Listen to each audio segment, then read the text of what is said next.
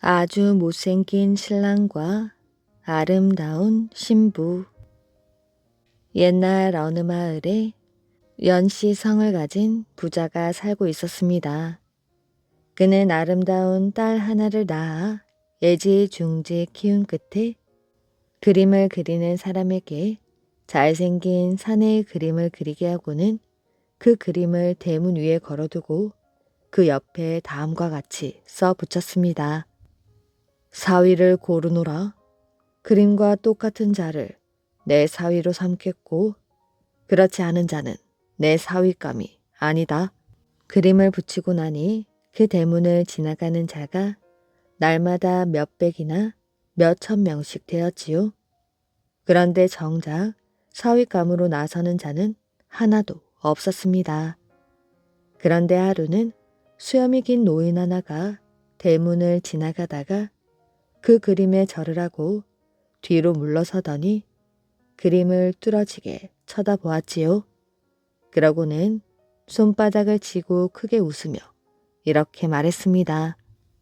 내가 늙어서 노망을 하였구나.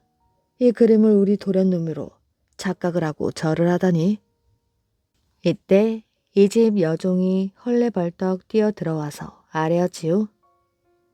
그림을 내건 뒤로 1년 내내 나서는 자가 하나도 없었는데 방금 노인 하나가 그림을 자기 집 도령으로 착각하고 절을 하더니 크게 웃고 갔습니다.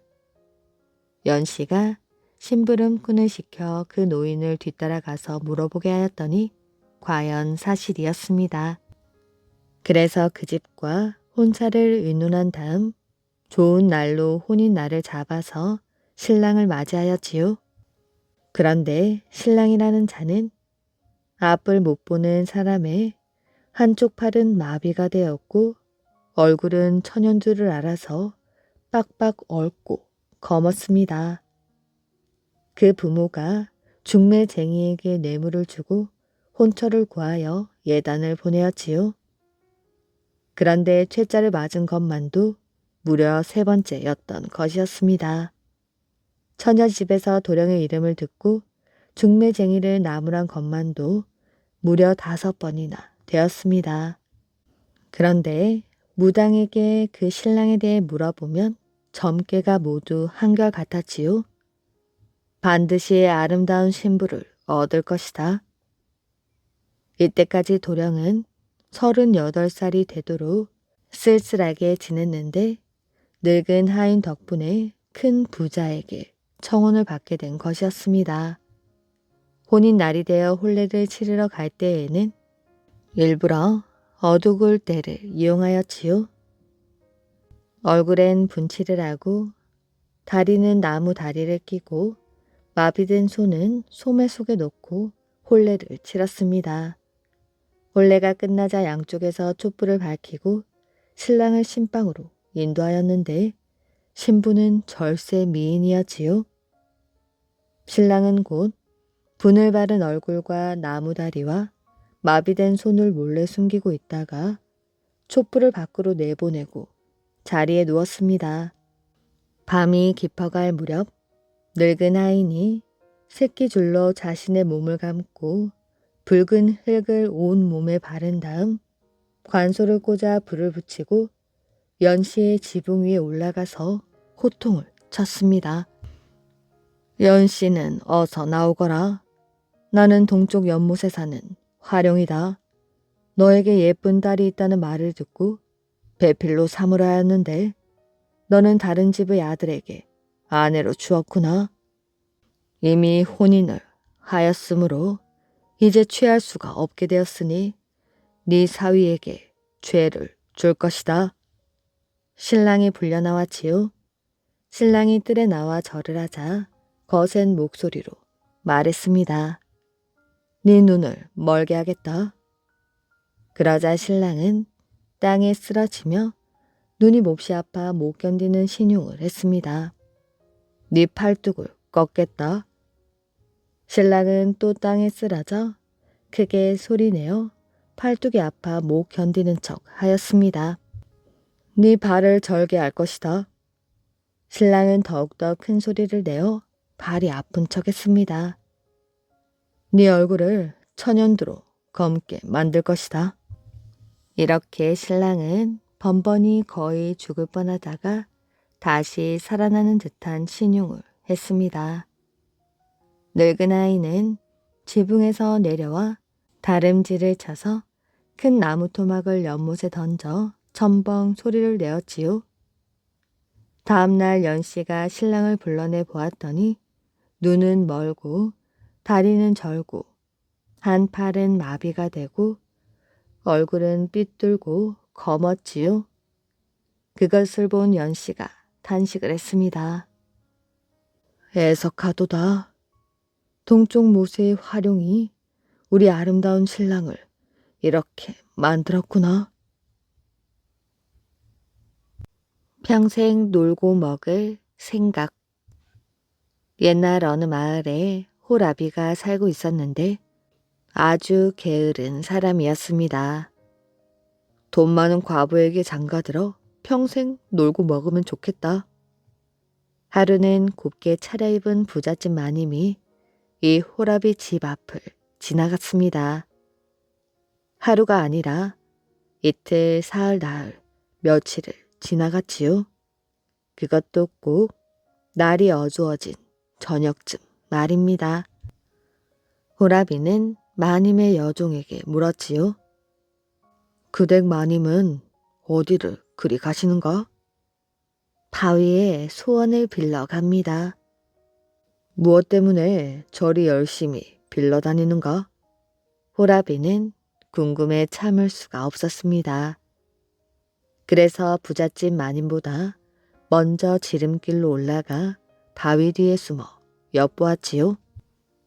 부잣집 마님이 바위 앞에서 빌기 시작하는데 이 과부를 불쌍히 여기어 부디 시집을 가게 해 주십시오. 이러는 게 아니겠어요?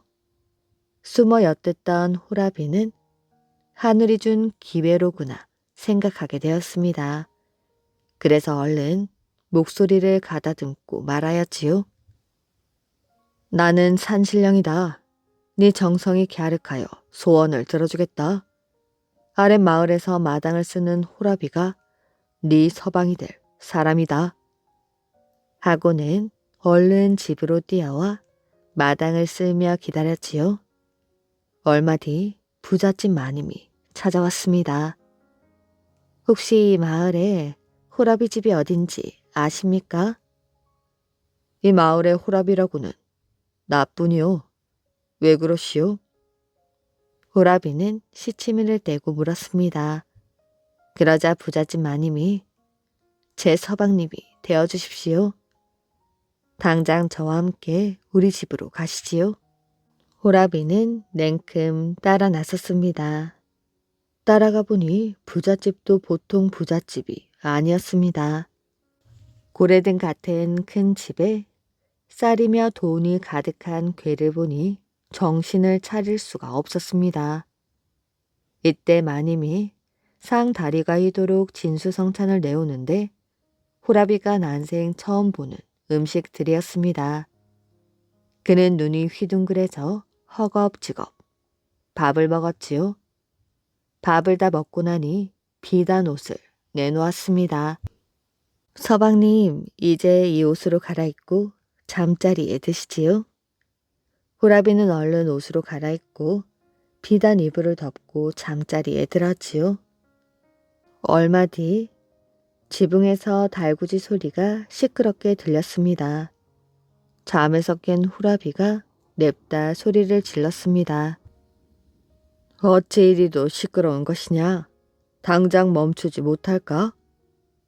그런데 위에서 누가 호라비를 물끄러미 내다보고 있는 게 아니겠어요? 그게 어떻게 된 일이고 하니 어떤 사람이 달구지를 끌고 다리를 건너는데 다리 아래에서 고함 소리가 들렸습니다. 그래서 내려다보니 바위 위에 호라비가 뼈다귀를 안고 누워 있었던 것이었지요. 조금만 움직이면 물에 빠져 죽을 것 같은데 그냥 태평하게 누워있는 것이었습니다. 이보시오. 위험하니 어서 나오시오. 물에 빠지기 전에 어서 나오시오. 그렇게 몇 번을 소리치자 그제야 정신이 든 호라비가 놀라 두리번 거렸습니다. 고래등 같은 기와집은 어디 가고 물 한가운데 바위 위에 누워있는 것이었습니다. 내가 귀신에게 홀렸군. 하고는 뒤도 돌아보지 않고 주랭랑을 쳤습니다. 평생 놀고 먹을 생각에 앞뒤 가리지 않고 귀신을 따라갔다가 큰 봉변을 당할 뻔한 것이었지요. 꿈에 나타난 황소. 고성군 옥천사 입구에 황소바위라 불리는 커다란 바위가 있습니다. 바위 모양이 황소처럼 생겼다고 하여 황소바위라 불렸지요. 옛날 일본이 우리나라를 침략해 왔을 때 일입니다. 일본인들은 우리말 대신 일본말을 쓰게 하였지요. 이곳 고성에서도 일본인들이 들어와 그렇게 말했습니다. 그들은 길 한복판에 있다는 이유로 황소바위를 깨트려 버리려고 하였지요. 그러자 마을 사람들이 모두 반대를 하고 나섰습니다. 저 황소바위를 건드렸다가는 큰 화를 당하고 말 것이요. 마을 사람들은 일본인들에게 신령한 황소바위를 없애면 하늘의 노여움을 살 것이니 그런 말은 입 밖에도 내지 말라고 했습니다. 그런데 일본 사람들은 그 말을 무시한 채 황소바위를 없애기로 결정하였지요. 황소바위의 철거 작업이 결정된 날, 그 일을 맡은 석공은 꿈을 꾸게 되었습니다. 석공의 꿈에 황소 한 마리가 나타나 송아지를 데리고 나왔지요. 그런데 그 황소는 온 몸에 시뻘건 피를 흘리며 몹시 괴로워하고 있었습니다. 마치 석공에게 살려달라고 애원을 하는 것 같았지요. 석공은 놀라서 눈을 번쩍 떴습니다. 이상한 꿈도 다 있군. 이건 분명 황소 바위를 깨트리지 말라는 신의 계시임이 틀림없어. 날이 밝자 석공은 마을 사람들에게 달려가 꿈 이야기를 했습니다. 꿈에 보이는 소는 조상을 뜻한다던데. 맞아요. 황소 바위를 없애지 못하게 하려고 조상님이 나타나 알려준 것이라고요. 우리 이러고 있을 게 아니라 일본인 공사 책임자를 찾아가 봅시다. 마을 사람들은 예산 일이 아니라고 생각했습니다. 마을 사람들은 석공과 함께 일본인 공사 책임자를 찾아가게 되었지요. 마을 사람들의 이야기를 들은 일본인 공사 책임자는 벌컥 화를 내었습니다. 우리 말을 제발 귀담아 들어주십시오. 안 그랬다가는 정말 큰일이 납니다. 이렇게 부탁합니다. 계속해서 우리 일본 제국이 하는 일에 방해를 놓으면 가만 안 둘 줄 알거라. 일본인 공사 책임자는 욕을 하며 화를 냈습니다. 마을 사람들은 물러설 수밖에 없었지요. 석공, 빨리 시작하지 않고 뭐라는 것이야? 일본인 공사 책임자가 석공에게 재촉했습니다.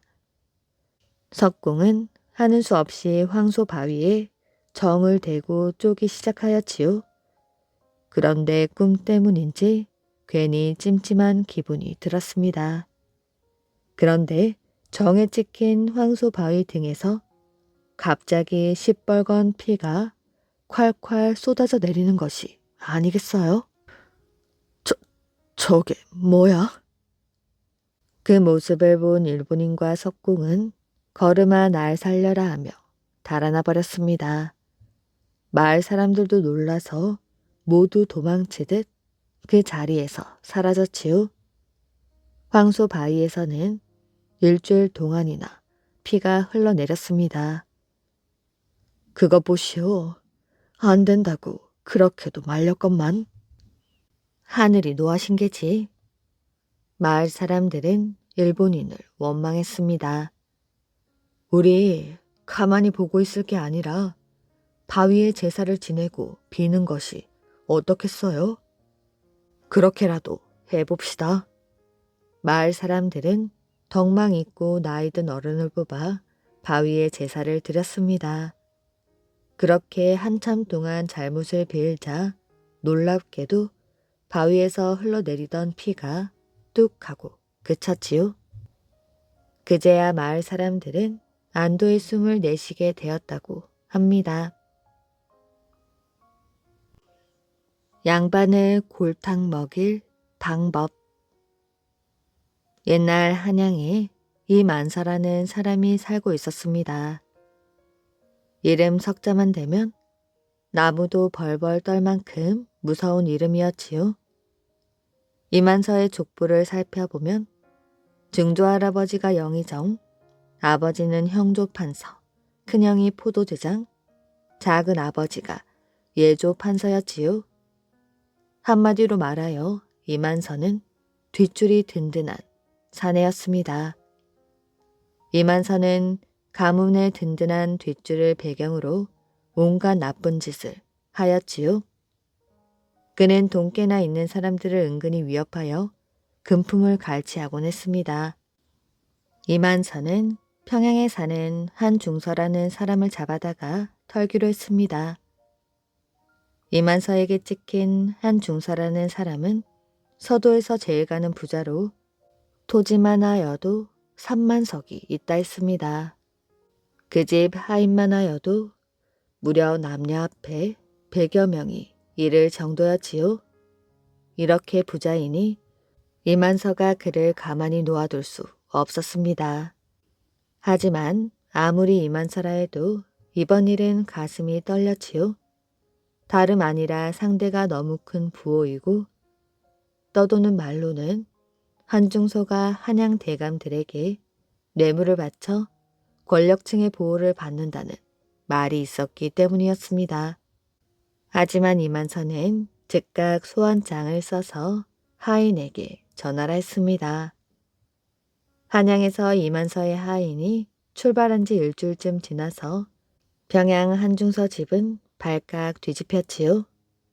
회의를 어찌한다? 꼼짝도 않고 누워있던 한중서는 갑자기 한 가지 생각이 스쳤습니다. 한중서는 자리에서 벌떡 일어나 하인을 불렀지요. 너는 지금 당장 달려가서 봉이 김선달을 모시고 오너라. 네. 하인은 즉시 김선달 집으로 갔습니다. 선달님. 누구시오? 저 한중서댁 하인입니다. 무슨 일로? 그건 자세히 모르겠습니다. 급히 좀 오시라는 당부이십니다. 김선달은 갑자기 한중서가 자기를 찾는 것이 필시 무슨 일이 있음을 짐작하고 즉시 의관을 차리고 하인을 앞세워 한씨의 집으로 갔습니다. 한중서는 마루에서 김선달을 기다리고 있다가 뜰 아래까지 뛰어내려와 반갑게 맞았지요. 김선달은 한중서가 안방으로 안내하자 마음속으로 점을 치고 있었습니다. 큰일이 터진 모양이군. 선달님, 한중서가 말하였지요. 큰일이 났습니다. 한양에 이만서라는 자를 아시나요? 알지요. 자기 집안 권력을 믿고 돈 많은 사람들 등을 쳐먹는 악덕한 놈이 아니오. 선달님께서도 잘 알고 계시네요. 이번에 그자의 화살이 내게 날아왔으니 큰일이 아닙니까? 그 이만서라는 자가 하인을 시켜 이것을 보냈습니다. 한중서가 내민 것은 이만서가 직접 쓴 소환장이었습니다. 바쁜 일이 있어도 모든 일을 제쳐두고 이 글을 보는 즉시 한양 내 집으로 오시오. 만약 내 말을 듣지 않으면 뒷일을 책임지지 않겠소. 그것은 협박장이었습니다. 어찌하면 좋겠습니까? 염려 마시오. 내 그놈을 한번 골려주려고 마음을 먹고 있는데 마침 잘 되었소. 김선달은 이렇게 말하고 그럼 내 말대로 하시오. 어떻게요? 한양 이가라는 놈은 교활한 놈이라 보통 수단으로는 안 될 것이오. 내가 한장자를 대신하여 한양에 다녀오겠소. 내가 직접 이가란 놈을 만나 단단히 혼내주고 오겠소. 그리고 현금으로 10,000냥을 준비하시오. 한씨의 입이 떡하고 벌어졌습니다. 놀라실 것 없소이다. 이번 일에 잘못 걸리면 10,000냥이 아니라 100,000냥이 달아날 텐데 어물어물할 때가 아니지요. 그리고 100,000냥짜리 전표와 50,000냥짜리 전표를 만들어 주시오. 아니, 그렇게 많은 돈을요? 한장자 무슨 겁을 그리내시오? 공전표를 만들면 그만 아니오? 이가란 놈이 공전표라는 걸 알게 되면 더 큰 화가 미칠 게 아니오? 나에게 좋은 계략이 있소이다. 저는 그럼 김선달님만 믿겠습니다. 한씨는 김선달 말대로 100,000냥과 50,000냥짜리 전표를 만들었지요.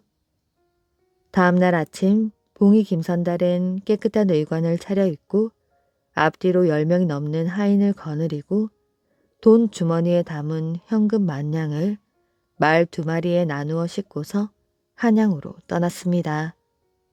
그 행렬이 어찌나 호화스러운지 사람들은 사또가 행차하는 줄로 알았습니다. 엿새 만에 김선달 일행은 한양에 도착하게 되었지요. 도착하자마자 김선달은 이만서 집으로 갔습니다. 여봐라. 누구시오? 평양에서 온 한 장자께서 나리를 만나러 왔다고 해라. 문지기는 한 장자라는 말에 무엇을 생각했는지 불이 나게 안으로 들어가더니 곧 대문이 열렸습니다. 소식을 전해들은 이가는 위엄띤 걸음걸이로 마루로 나왔지요. 김선달이 뜰 아래로 들어섰습니다. 먼 길 오느라 수고가 많으셨소. 김선달을 보자 이가가 먼저 인사를 했습니다. 그렇잖아도 한양에 들리는 일이 있으면 한번 만나보고 싶었습니다. 그런데 일부러 사람을 시켜 초청까지 해주시니 대단히 감사합니다. 김선달의 말에 이가는 속이 뜨끔했습니다. 보통 솜씨로 다룰 놈이 아니구나. 이가는 이렇게 생각하고 한중소로 변한 김선달에게 대접을 극진히 했습니다. 영감, 봉이 김선달이 이가를 불렀지요. 영감이 나를 부른 것은 그만한 이유가 있을 줄 알고 있소. 우리 서로 눈치만 보며 질질 끌지 말고 용건만 간단히 말합시다. 처음부터 김선달에게 선수를 빼앗긴 이가는 그만 기가 질러버렸지요. 조선 팔도 돈 있다는 놈들은 모두 보았지만 평양의 한가놈처럼 호탕스러운 놈은 처음이군. 이가는 마음속으로 이렇게 생각했습니다. 처음부터 검한 슬에 나오니 이가는 화가 나면서도 한편으로는 그 어떤 매력을 느끼게 되었지요. 무엇을 그리 생각하시오? 얼마나 필요하오? 김선달이 다시 물었습니다. 한장자께서 말씀하시니 말이지. 실은 10,000냥이 필요하오. 이가가 5,000냥을 말하려다가 기왕 뜯어먹을 바에는 좀 두둑이 뜯어먹을 배심으로 10,000냥을 불렀습니다. 10,000냥이라? 아니, 그것 때문에 한양서 평양까지 500리기를 오라고 했소. 그만한 돈이라면 사람을 보내실 때 10,000냥만 보내주십사 하고 점가를 보냈으면 내가 이리 오지 않아도 될 것을. 이 많은 돈을 어찌한다? 김선달은 100,000냥짜리 전표를 보란 듯이 전대를 벌리고 뒤적였습니다. 이가는 정신없이 전표만 들여다보았지요. 김선달은 데리고 온 하인들을 불렀습니다. 싣고 온 돈을 어서 이 방으로 옮기거라. 하인 8명이 만냥이 된 돈자루를 나누어 들고 방으로 옮겨 놓았습니다. 영감께서 보시도록 돈을 방바닥에 쏟아놓거라. 하인들이 쏟은 돈이 방바닥에 수북이 쌓였지요. 영감, 이건 내가 한양에 올라와 기생 집에나 갈까 하고 준비해온 현금인데 영감께서 요구한 1만냥이요. 그럼 볼일은 다 본 것 같으니 난 영의정 대감 댁에 들러 문안이나 드리고 가겠소. 김선달은 전표를 전대에 집어넣고 일어났습니다. 뭐? 영의정 집으로 간다고? 이간은 돈에만 정신이 팔려 있다가 김선달 말을 듣고 정신이 번쩍 났습니다. 영의정 집으로 문안을 드리러 간다면 보통 사이가 아니구나. 그럼 내 이야기도 영의정께 고할 것이 아닌가? 이간은 급히 김선달의 두루마기 자락을 움켜쥐고 여보게 가긴 어딜 가나? 모처럼 내 집에 오셨는데 그냥 가시다니 하고 김선달 옷길을 끌어당겼습니다. 내 영의정 대감과 조용히 이야기할 것도 있고 해서 이만 가봐야겠소. 앞으로는 그까지 몇 분 때문에 사람을 부르지 마시오. 이번에는 영의정 대감을 뵐 일이 있어 이처럼 온 것이지 그렇지 않았으면 하인을 보냈을 것이오. 김선달은 냉랭하게 말하며 나가려 했습니다. 이거 왜 이러십니까? 내 한 장 잡게 할 말도 있으니 잠깐 앉아보시오. 여봐라 술상을 보아오너라. 이간은 김선달이 또 일어설까봐 술상을 봐오도록 하고 김선달에게 말했습니다. 이복의 한 장자. 왜 그러시오?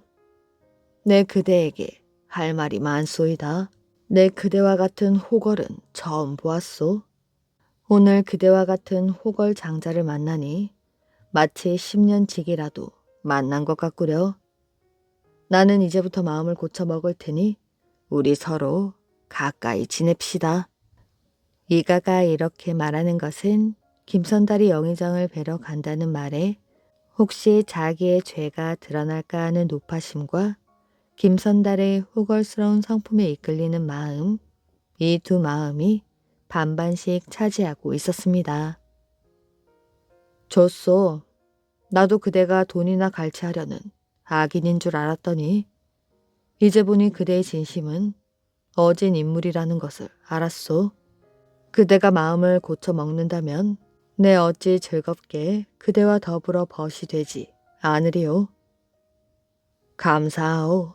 내 마음은 이미 작정이 되었소.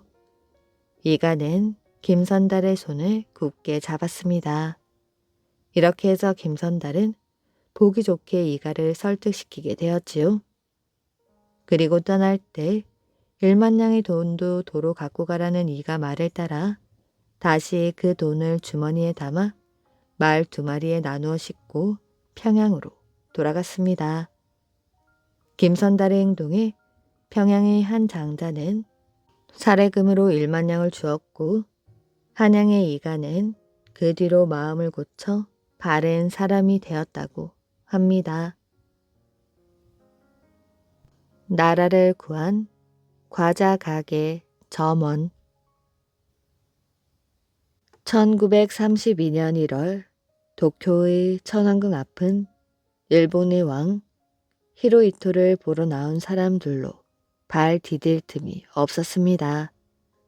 헌병들은 혹시나 하는 마음에 사람들의 가방과 옷을 뒤지고 다녔지요. 조금 전까지만 해도 이봉창은 가방을 하나 들고 있었습니다. 그 가방 속에는 수류탄 2개가 들어있었지요.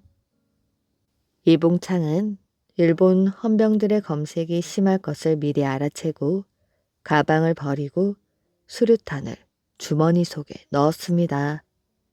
그런데 바로 그때 헌병들이 이봉창이 있는 곳으로 다가왔지요. 그러고는 이봉창 바로 앞에 있는 사람의 몸을 수색했습니다. 그 다음은 이봉창의 차례였지요. 만약 헌병들이 이봉창의 몸을 뒤지면 분명 수류탄을 가지고 있는 것을 들킬 것이 뻔했습니다. 그래, 명함을 써보자. 이봉창은 지갑에 넣어두었던 명함을 한 장 내보였지요. 우리 대장님 명함이 아닌가? 이봉창이 내보인 것은 헌병 대장의 명함이었습니다. 조금 전 택시 운전기사에게서 얻은 것이었지요. 이봉창은 택시를 타고 오면서 왕을 보는 게 여간 힘든 게 아니라고 투덜투덜 거렸습니다. 멀리서 왔지만 까다로운 현병들 때문에 어려움이 많다며 말이지요. 그러자 택시기사는 자랑스레 헌병 대장의 명함을 이봉창에게 내주었습니다. 그냥 보내드리자. 대장님과 아는 분 같은데? 헌병들은 명함을 다시 돌려주며 말했습니다. 그냥 가십시오. 헌병을 지난 이봉창은 사쿠라다 문 앞으로 가까이 다가갔습니다. 조금 있으면 일본 왕이 그 문을 지나 천왕궁으로 들어갈 것이었습니다. 이봉창은 어디로 보아도 일본 사람들과 다를 게 없었습니다. 일본 사람보다 일본 말을 더 잘했기 때문이었습니다. 이봉창은 심호흡을 하며 마음을 가라앉혔지요. 잠시 뒤 사람들의 눈길이 한쪽으로 쏠렸습니다. 천황폐하이다. 사람들은 무릎을 꿇고 바닥에 머리를 조아렸지요. 이봉창도 재빨리 무릎을 꿇고 고개를 숙였습니다. 너무나 긴장을 한 나머지 땀이 등 줄기를 타고 흘러내렸지요. 일본 사람들은 계속 머리를 조아리며 왕에게 인사말을 내뱉었습니다. 드디어 왕을 태운 마차가 가까이 다가왔지요. 바로 지금이야. 이봉창은 재빨리 일어서며 수류탄을 꺼냈습니다. 그러고는 안전핀을 뽑은 뒤 마차를 향해 힘껏 던졌습니다. 커다란 폭발음이 온 천지에 울려 퍼지며 연기와 먼지가 가득 피어올랐지요. 도와주십시오. 여기저기에서 사람들의 비명 소리가 들려왔습니다. 사쿠라다 문 앞은 금세 아수라장이 되었지요. 놀라고 당황한 헌병들은 애꿎은 사람들을 잡아서 끌고 가려고 했습니다. 내가 그런 게 아니요. 헌병에 잡힌 사람들은 겁을 먹고 벌벌 떨었습니다. 그러자 바로 그때 그 사람이 아니요. 내가 그랬소. 바로 이 봉창이었습니다. 주위에 있던 헌병들이 일제히 이 봉창에게 달려들었지요. 헌병들이 총칼로 때리고 발길을 차며 끌고 갔지만 이봉창은 계속해서 만세를 불렀습니다. 서울 용산에서 태어난 이봉창은 어린 시절부터 우리나라 사람들이 일본인에게 차별 대우를 받는 것을 보고 자랐습니다. 똑같은 일을 하여도 조선 사람들은 일본 사람이 받는 임금의 반도 못 받았지요. 이봉창은 그런 부당함을 참을 수가 없었습니다. 1925년에 이봉창은 일본의 오사카로 갔습니다. 소년 시절 일본 사람의 과자 가게에서 일을 했던 탓에 이봉창은 일본 말을 무척 잘하였지요. 처음에 일본 사람들은 그가 일본 사람인 줄 알고 무척 잘해주었습니다.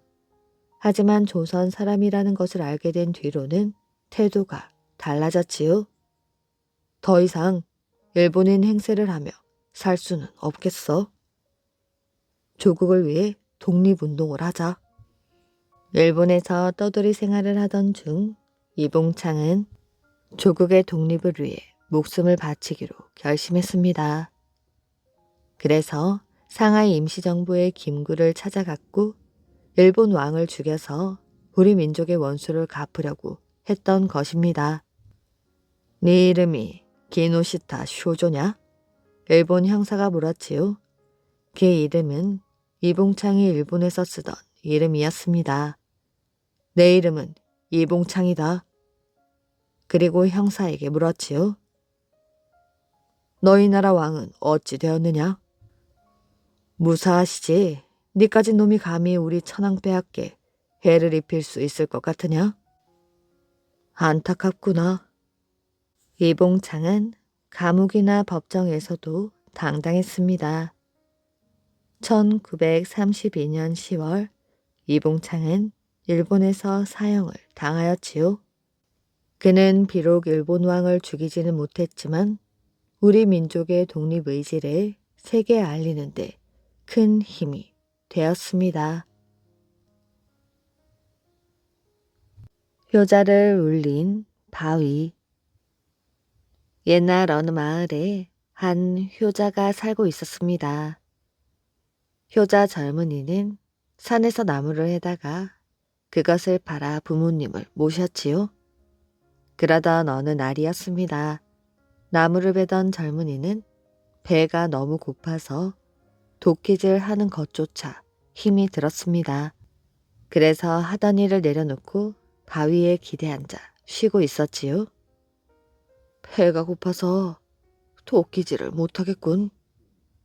젊은이는 한숨을 내쉬며 하늘을 올려다 보았습니다. 젊은이는 꼬르륵 소리가 나는 배를 움켜쥐었지요. 그런데 바로 그때 어디선가 이상한 소리가 들렸습니다. 무언가 미끄러지듯 아래로 굴러 떨어지는 소리였지요. 젊은이는 주위를 둘러보았습니다. 사람은 물론이고 동물 한 마리도 보이지 않았습니다. 이상하다. 분명 무슨 소리가 났는데. 그러다 젊은이는 자기가 기대앉은 바위를 무심코 바라보게 되었습니다. 아니, 이게 뭐야? 젊은이는 깜짝 놀랐습니다. 자기가 기대앉아 있는 바위에서 쌀이 흘러나오고 있었기 때문이었지요. 젊은이는 얼른 머리에 두르고 있던 수건을 펴서 쌀을 받았습니다. 쌀알은 수건에 도르륵 굴러 떨어졌지요. 쌀은 쉴 새 없이 쏟아져 나왔습니다. 하지만 일정한 시간이 지나자 더 이상 쌀이 나오지 않았지요. 젊은이는 기뻐하며 나무찜과 도끼를 내버려 두고 집으로 돌아왔습니다.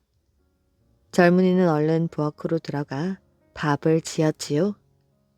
젊은이가 구해온 쌀로 새 식구들은 오랜만에 배부르게 밥을 먹을 수 있었습니다. 정말 잘 먹었다. 젊은이는 산으로 올라가 쌀 바위를 꼭 안아주었습니다.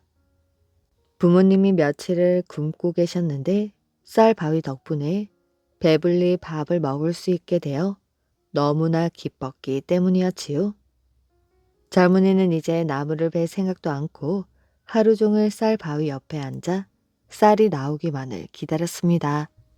쌀 바위는 아침, 점심, 저녁 때마다 세 식구가 먹을 만큼의 쌀을 내어주었습니다. 그렇게 젊은이와 그 부모는 쌀 바위에서 나오는 쌀로 하루 세 끼를 배불리 먹을 수 있게 되었습니다. 그러던 어느 날 젊은이는 한 가지 꾀를 생각해 내었지요. 그래, 내가 진작 왜 그 생각을 못했을까? 젊은이는 쌀 자루를 들고 산으로 올라갔습니다. 쌀 바위에서 나오는 쌀을 자루에 가득 채워 내려오면 매일매일 산에 오르지 않아도 될 것 같았지요. 그리고 그 쌀을 내다 팔아야겠다는 욕심이 생긴 것이었습니다. 젊은이는 서둘러 산에 올랐습니다. 아침에 한 대, 점심때 또 한 대. 그렇게 쌀을 받는 재미에 젊은이는 밤이 깊어서야 집으로 돌아올 수 있었지요. 젊은이는 그 다음 날도 산에 올라가 하루 종일 쌀이 나오기만을 기다렸습니다. 그러다 보니 욕심이 점점 커졌지요. 그래서 젊은이는 이젠 집에 들어갈 생각도 않고 쌀 바위 앞에서 날밤을 새우기 일쑤였습니다. 아들을 애타게 기다리는 부모님 생각도 잊어버리고 말았지요. 그저 쌀이 나오기만을 목이 빠져라 기다리게 되었습니다. 욕심에 눈이 어두워진 젊은이는 가지고 간 자루 2개에 쌀이 다 찰 때까지 마을로 내려오지 않았습니다. 그렇게 며칠을 보내고 2 자루 가득 쌀이 담기자 젊은이는 즐겁게 마을로 내려왔지요. 어머니, 아버지, 신이 난 젊은이는 쌀자루를 마루에 올려놓으며 부모님이 계신 방 문을 열었지요. 순간 젊은이는 방 안의 광경을 보고 얼굴이 하얗게 질린 채 자리에 주저앉고 말았습니다. 젊은이가 쌀을 받으려고 산에 올라가 있는 동안 늙으신 부모님은 그만 죽고만 것이었습니다. 젊은이는 땅을 치며 통곡을 하였지요. 뒤늦게 후회했지만 때는 이미 늦어버린 것이었습니다. 그 후 쌀 바위에는 쌀이 더 이상 나오지 않았다고 합니다. 호라비, 홀어미 부부. 옛날 어느 바닷가 마을에 아내를 잃고 혼자 사는 어부가 있었습니다. 어부는 배를 타고 다니며 고기를 잡았지요. 그런데 재수가 없는지 바다에 그물을 던져도 어부의 배만 고기를 잡지 못했습니다. 날마다 빈 배로 돌아와야 하였지요. 고기를 잡지 못하니 어부는 빚만 잔뜩 지고 배와 그물을 남에게 넘기고 말았습니다. 어부는 그 뒤 빚을 얻어 고기잡이를 시작하였지요. 하지만 이번에도 또 실패하고 말았습니다. 어부는 아무리 생각해도 자기만 고기를 못 잡는지 알 길이 없었지요. 이대로 주저앉을 수는 없어. 돈을 빌려 다시 일을 하는 것이야. 어부는 친구를 찾아갔습니다. 여보게, 나 좀 도와주게. 다시 고기잡이를 시작하려고 하네. 그런데 친구는 코 웃음을 쳤습니다. 하는 일마다 실패하면서 왜 또 일을 시작하려고 해? 그냥 집에 가만히 있어. 어부는 친구의 말을 듣고 얼굴이 뜨거워졌습니다. 더 이상 말을 못 잇고 그 집에서 나와버렸지요. 이젠 누굴 찾아가지? 나를 믿고 도와줄 만한 친구가 없을까? 아, 돌쇠가 있지. 옛날에 나와 둘도 없이 친했고 지금은 농사를 크게 짓고 있으니 틀림없이 도와줄 것이야.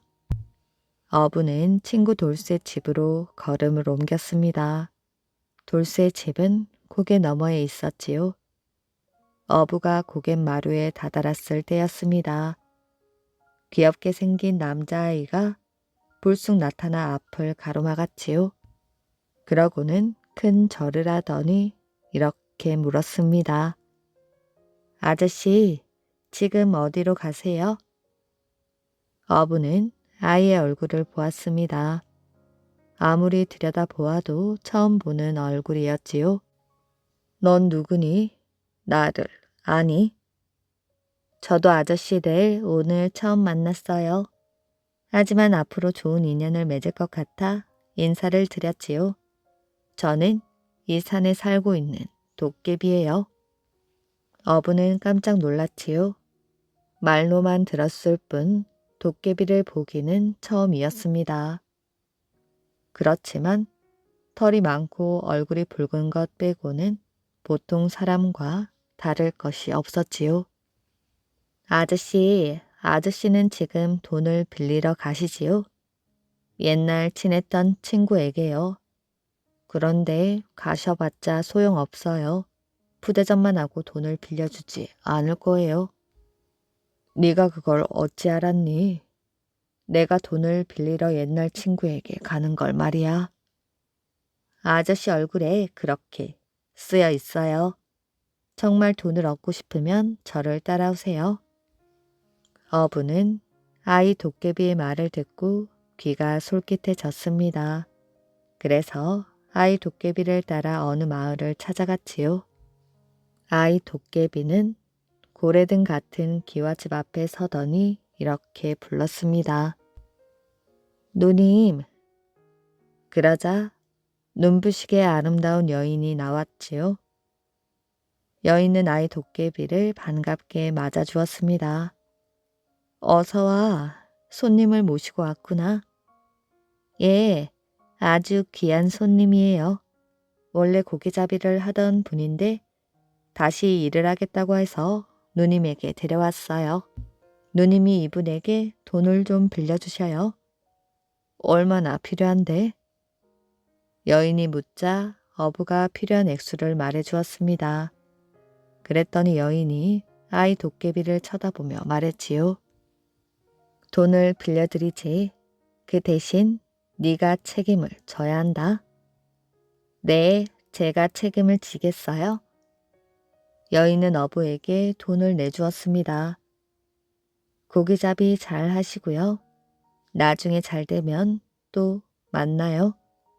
고맙습니다. 어부는 나는 듯 여인의 집에서 나왔습니다.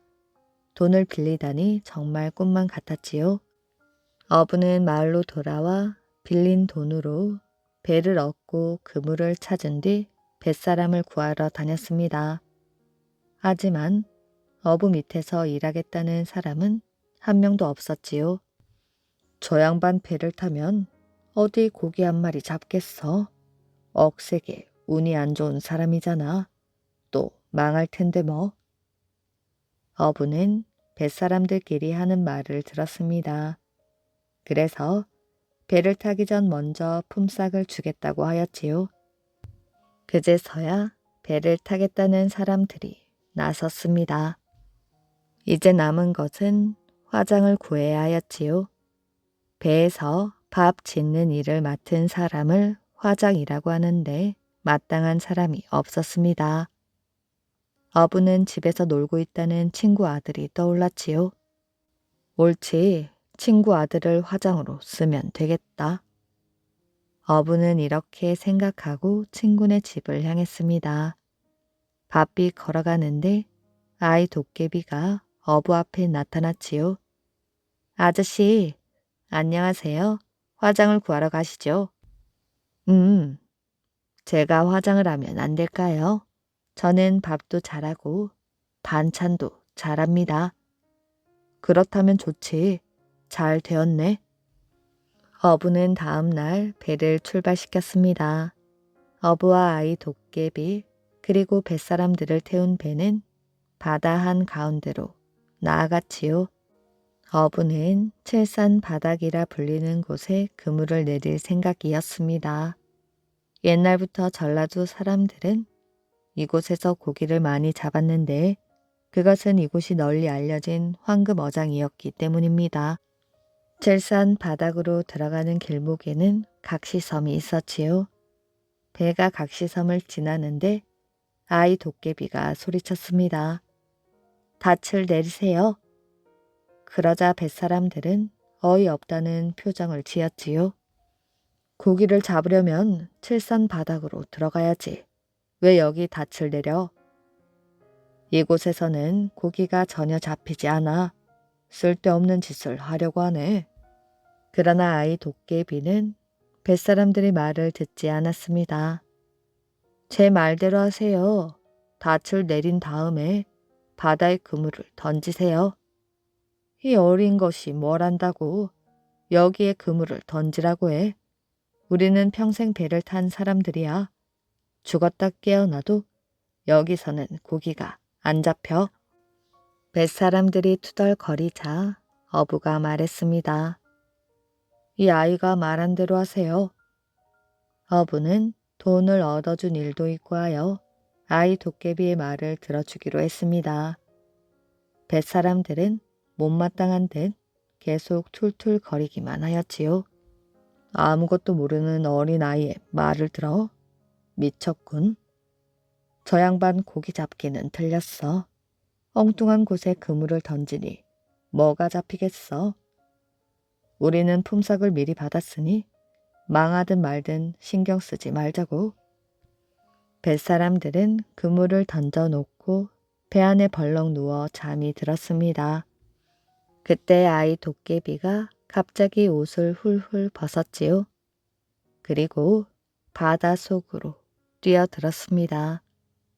어부는 아이 도깨비가 무엇을 하는지 내려다 보았지요. 아이 도깨비가 물속을 휘젓고 다니며 삿대로 조기를 몰고 있었습니다. 칠산 바닥으로 헤엄쳐 가는 조개들을 모두 그물 속으로 몰아넣는 것이었지요. 아이 도깨비는 배 위로 올라와 어부에게 말했습니다. 아저씨, 뱃사람들을 깨워주셔요. 그물을 걷어야지요. 어부는 뱃사람들을 깨웠습니다. 그러자 뱃사람들은 졸린 눈을 비비며 투덜거렸지요. 빈 그물을 건져 뭐 하시려고요? 조기 새끼 한 마리도 없을걸요. 뱃사람들은 마지못해 그물을 걷어 올렸습니다. 순간 그들은 깜짝 놀랐지요. 그물이 찢어질 듯 조개가 잔뜩 잡혀 있었습니다. 이게 뭐지? 내가 지금 꿈을 꾸는 것인가? 배를 탄 지 30년도 넘었지만 이렇게 고기를 많이 잡기는 처음이야. 뱃사람들은 놀라서 입이 다물어지지 않았습니다. 어부는 배가 가득하도록 조기를 잡았지요. 그리하여 그동안 진 빚을 모두 갚을 수가 있었습니다. 어부는 여인에게 빌린 돈을 갚으려고 아이 도깨비와 만나 여인의 집을 찾아갔지요. 그때 아이 도깨비가 말했습니다. 이렇게 만난 것도 보통 인연은 아닌데 두 분이 같이 사시는 게 어때요? 아저씨는 호랍이고 누님은 홀엄이잖아요. 제가 보기엔 두 분처럼 잘 맞는 배필도 드물어요. 어부와 여인은 좋다고 했습니다. 처음 만날 때부터 서로에게 반해 있었던 것이지요. 도깨비 덕분에 부부가 된 두 사람은 늙어 죽을 때까지 행복하게 잘 살았다고 합니다. 가마소. 옛날 어느 마을에 가마소라 불리는 곳이 있었는데 소 죽을 끓이는 가마솥 같다고 해서 생긴 이름이지요. 그 바로 밑에는 구시소가 있었습니다. 구시소 역시 소 먹이를 주는 그릇인 구시처럼 생겼다 하여 붙여진 이름이지요. 그런데 아주 먼 옛날 마을 아이 한 명이 가마소에서 멱을 감다가 빠져 죽는 일이 생겼습니다. 그러자 그 아이 부모가 더 이상 아이들이 죽어서는 안 된다고 생각하고 앞장서서 가마소를 메우기 위해 돌과 자갈, 흙 등을 퍼날랐지요. 그 모습을 보고 마을 사람들도 힘을 합하여 가마소를 메웠지요. 그런데 희한하게도 그 다음 날 장대비가 쏟아져 물길이 한 차례 휩쓸고 가더니 다시 원래대로 되고 말았습니다. 망연자실해 있던 아이 부모는 다시 팔을 걷어붙이고 나섰고 며칠 만에 소를 다시 메웠지요. 그런데 멀쩡하던 하늘에 먹구름이 끼더니 폭우가 쏟아졌고 역시 가마소는 예전 그 모습이었습니다. 마을 사람들은 신이 조화를 부리는 것이라 믿었지요. 그래서 그 후로는 가마소를 메울 생각 자체를 하지 않았습니다. 그러던 어느 해 지독한 가뭄이 들었지요. 논 바닥이 말라가는 만큼 마을 사람들의 가슴은 더 타들어갔습니다. 그러던 어느 날 마을 사람 가운데 한 명이 묘한 제안을 하였지요. 몇 년 전 가마소를 메우려다 실패한 이야기를 꺼내면서 가마소를 메우면 비가 오지 않을까 하는 것이었습니다. 처음에는 대부분 들은 척도 하지 않았지요. 그런데 답답했던 마을 사람들은 하나둘 가마솥 메우는데 나서기 시작하였습니다. 가마솥 역시 말라 있어서 옛날처럼 물이 깊을 때와는 달리 메우기도 쉬웠지요. 반나절도 지나지 않아 가마솥을 다 메웠는데도 하늘은 더 높아 보였습니다. 괜한 고생을 하였군. 거봐, 내가 뭘 했어? 괜한 고생을 하였다고 다들 투덜거리며 마을로 돌아가는 순간 하늘에서 마른 번개가 치더니 이내 먹구름이 하늘을 가렸습니다. 그러더니 장대비가 쏟아지기 시작하는 것이 아니겠어요? 그 후로 마을에서는 가뭄이 들 때면 가마솥을 메우곤 하였습니다. 이야기 재미있게 잘 들으셨나요? 오늘의 이야기는 여기까지입니다. 오늘도 이야기를 들어주셔서 정말 감사합니다. 오늘도 편안한 밤 되시길 바랍니다.